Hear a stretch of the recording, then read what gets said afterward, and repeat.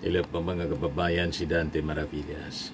Dito muna tayo sa ating podcast, Live with Dante M. Gusto ko kayong i-update doon sa issue ng missing sa Bungeros. Kasi right now, si atong ang mga kababayan, pinaila na ng kaso, murder case.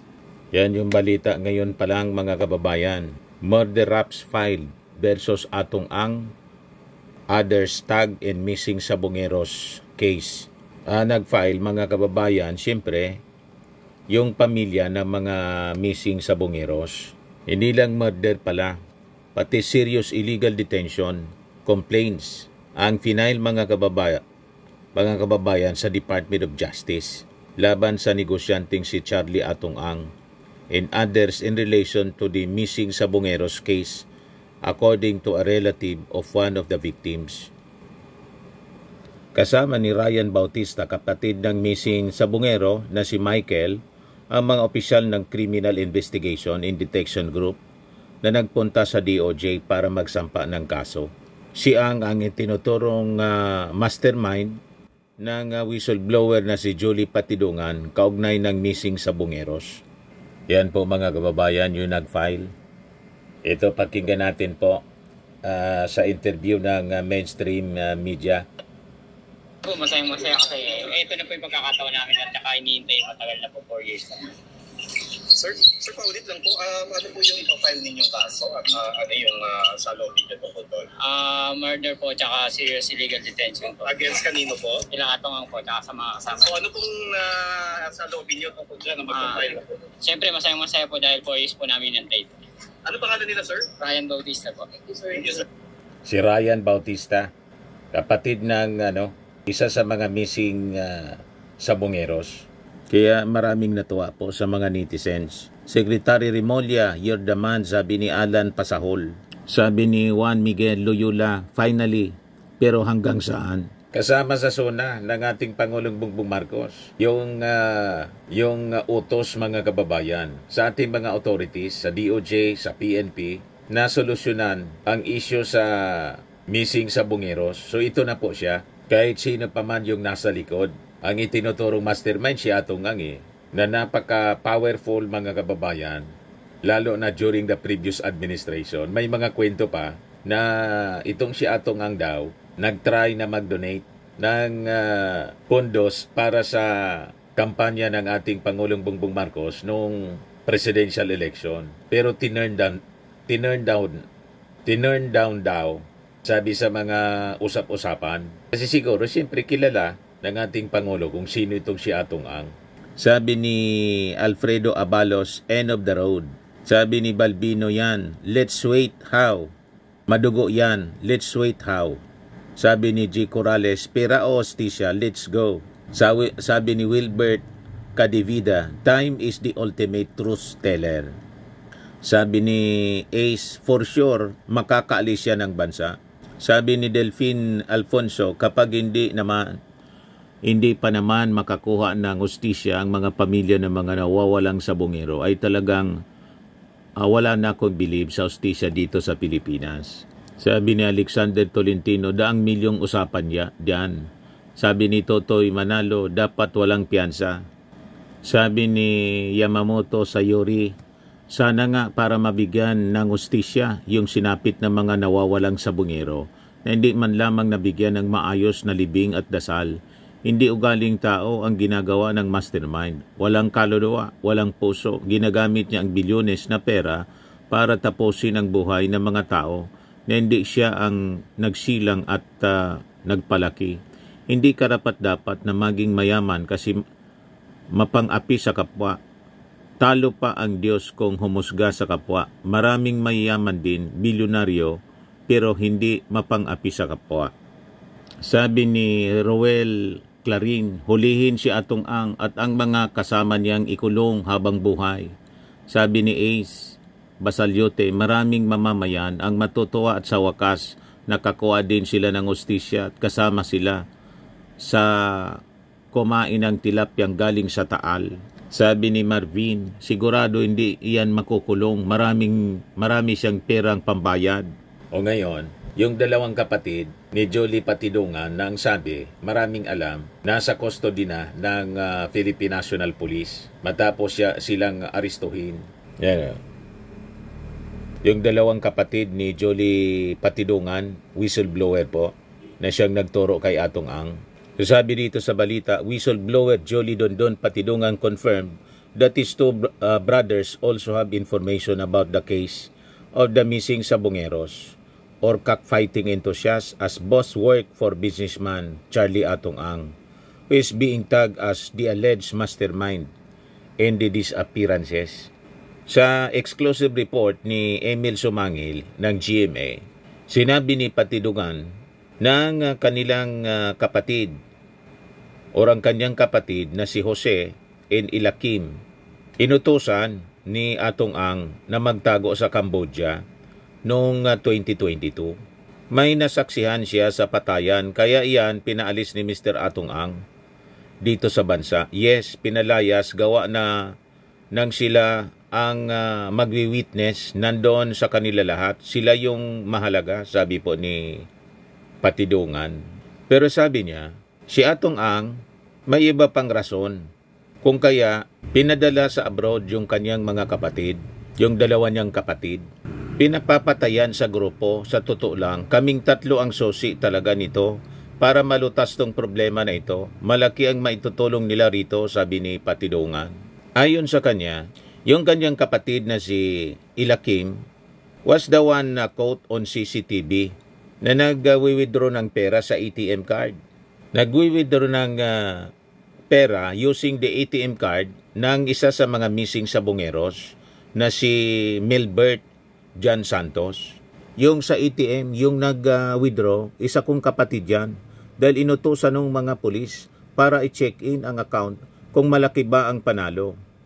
Kung malaki ang kinita doon sa laban, utos daw ni Mr. Atong Ang na check-in or check-in kung totoo na malaki ang panalo nila. Matindi, mga kababayan, itong kwento ng missing Sabongeros. Kaya dapat natin itong subaybayan, mga kababayan, closely. Mabuhay yung ating PNP, lalo si General Torre. Kasi si General Torre ay siyang pinagkakatiwalaan ni Jolie Patidongan. Kaya siya nasa custody ngayon ng PNP. Pati yung kanyang mga kapatid, nasa custody na rin ng PNP po. Sabi niya, si Rogelio Roger Borican at saka si Rodelo Anig-ig, yon ang bumitbit. He added that the cop who ordered his brother to withdraw the money was one of the policemen discharged. However, Patidongan refuted the police accusation that his brother Jose was one of those who carried the body of missing Sabongero na si Michael Bautista based on the video. Sabi niya, si Rogelio Roger Borican at saka si Rodelo Anig-ig yung bumitbit. Bakit na-twist na nila ngayon? Ang height ng kapatid ko, 5'5 or 5'6. Ang binitbit nila, yung si Bautista, 5'5 ang height nun. Tingnan nyo yung video. Anong height nung bumitbit? Patidongan also denied that his brothers were arrested in Cambodia, saying it was the Department of Justice arranged the return to the Philippines. Hindi totoo yan. Alam ni SOJ Rimolya, walang aristuhan.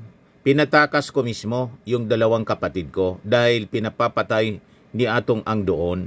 Meanwhile, the kin of the missing Sabongeros and Patidongan met at an undisclosed location para makompleto yung kanilang affidavits. Si newly appointed PNP Criminal Investigation Detection Group Chief Police Brigadier General Christopher Abrahano also arrived at the meeting according to report. Malinaw para sa amin ang mensahe ni General Abrahano na magkaroon ng hustisya at sila'y tututok at ang direksyon ay papunta sa hustisya. Sabi po ni Charlene Lasco, sister ng isa sa mga missing Sabongeros. Ito yung sabi po ni General Fajardo. Yung mga kapatid ni Patidongan nasa custody na nila. Ito yung press con ni General Jane Fajardo. Dalawang material na witness po yung critical dito sa kaso po ng mga missing sabungero. At nakita na po natin lahat yan. Unang-una po ay yung video ng isang tao na nagwi-withdraw po sa ATM. Ang ATM po na gamit po ng tao po na yon ay isa po doon sa mga nawawalang missing sabungero, si Melbert John Santos. So mula pa po nung hinawakan ng CADG ang mga kaso po na yan, way back 2022 hanggang ngayon, ay hinahanap po natin itong tao na ito. Kung matatandaan nyo rin po, may mga lumabas na video na isang taong nakaposas at ini-escortan po ng dalawa. Ang tao po na yon ay si Michael Bautista na isa po sa mga nawawalang missing sabungero. So si General Capas po, nung mag-assume po siya as CID Director, ay yan po ang aga-agad na tinrabaho. He received information na ito pong dalawang tao po na ito. Kung matatandaan niyo po, doon sa isa sa mga statement po ni Julie Patudongan alias Totoy, ay may sinasabi siya na may dalawa siyang tao na magsasabi na involved doon, nakilala niya, na tao niya, yung sinasabi na nag-withdraw sa ATM doon sa may Batangas at yung dalawang tao din na nag-escort doon kay Michael Bautista. So itong dalawang tao po na ito, hindi niya po binanggit na mga kapatid niya. Yan po ang totoo dyan. Si General Macapas po, when he assumed as CIDG Director on June 19, ay tinrabaho po lahat, kaagad po ito. Mga around June 23, nakareceive po ng information po na nasa ibang bansa po itong dalawang tao po na ito.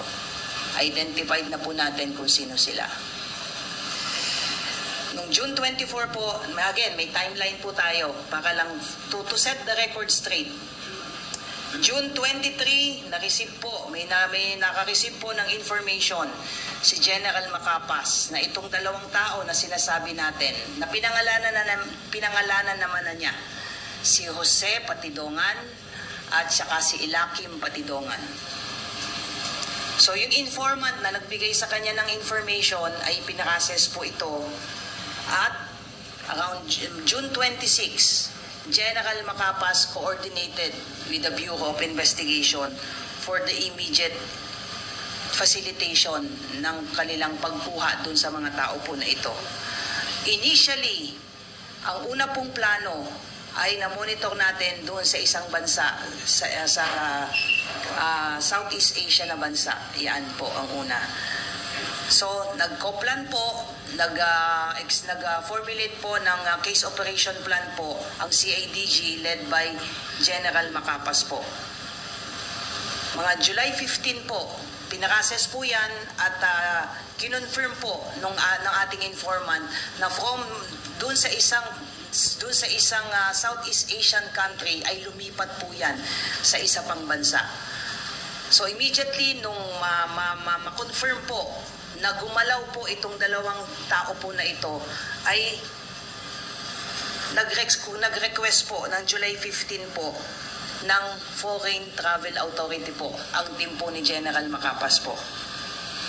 July 16 po, na-approve po yung COPLA na yon. Ang objective po ay kuhanin po sa ibang bansa yung dalawa pong tao na sinasabi po natin. Na-approve po yung COPLAN po nila at nag-run po. Pero ang initial po na travel authority na naibigay sa kanila ay dun sa original na sinasabi ko na bansa na una na nandun sila cited as confirmed by the informant. From the time na na-receive natin nila ni General Macapas yung info nung June 23 hanggang nung July 18, ay nandun po yung dalawa na yon sa sinasabi nating unang bansa. However, nung maaprubahan po yung COPLAN at mag-run po yung Foreign Travel Authority po nila, ay lumipat po doon sa isang bansa itong dalawa po na ito. Kaya po yung travel authority po nila ay na-amend. From the original na bansa sa Southeast Asia, lumipat din po sila sa isang bansa sa Southeast Asia din, ay tumulak po no less than si General Macapas papunta po doon sa lugar na yon.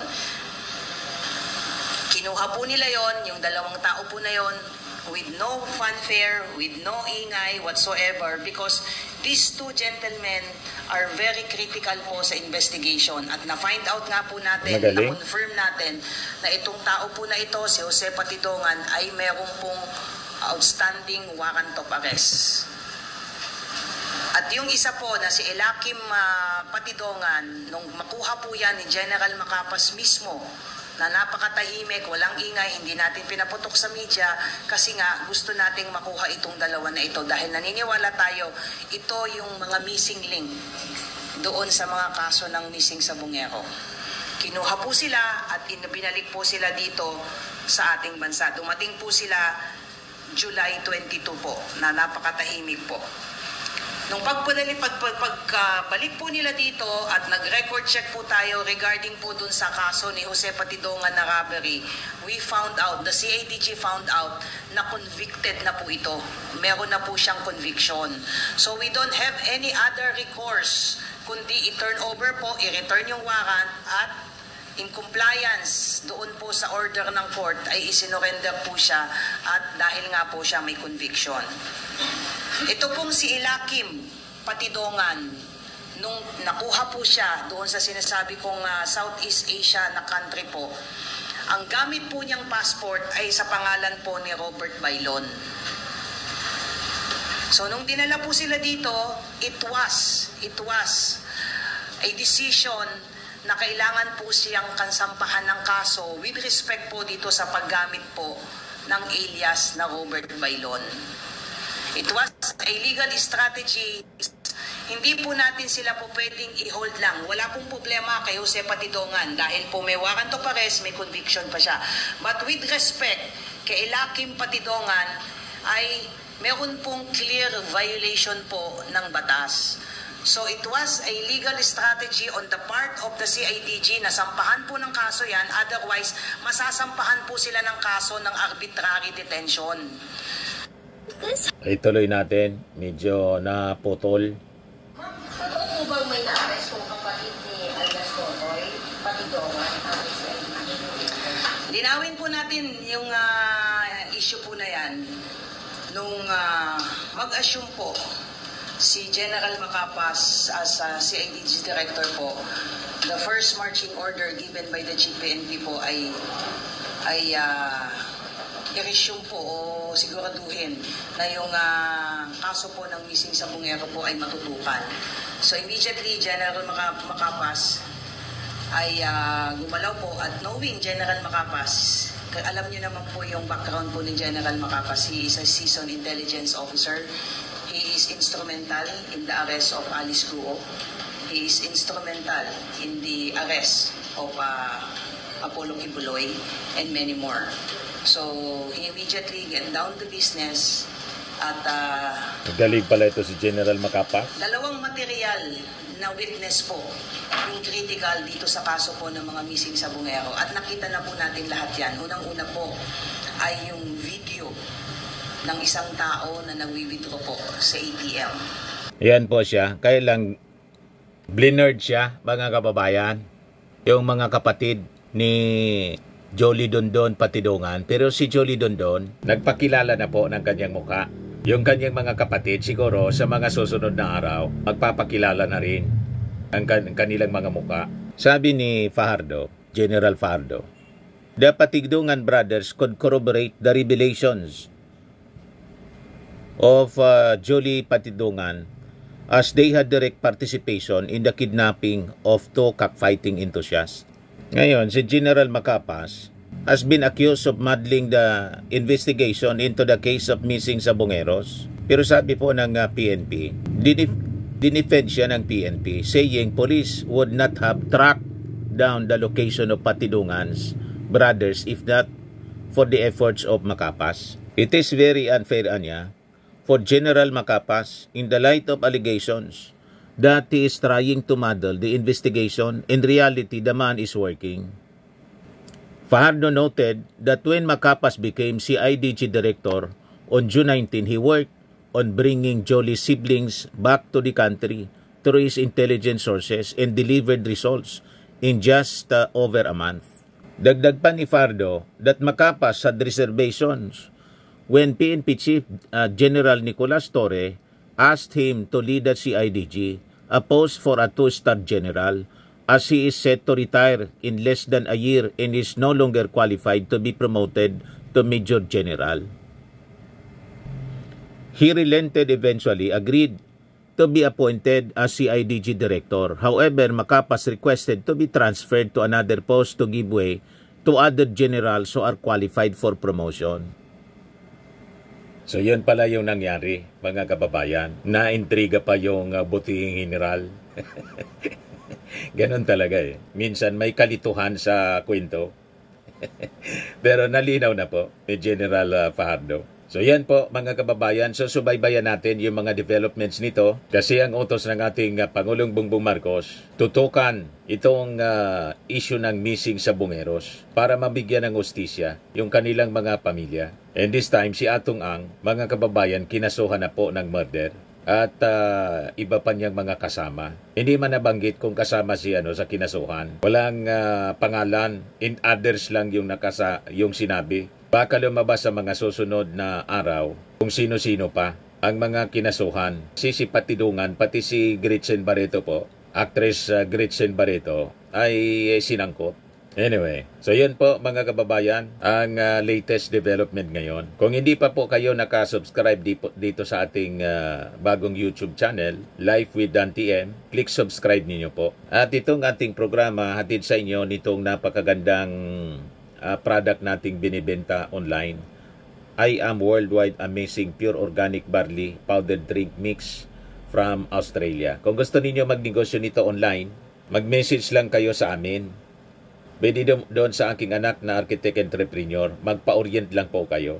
So lagi nating tatandaan mga kababayan sa buhay, you become what you believe. Ako po si Dante Maravillas. Bye-bye. God bless.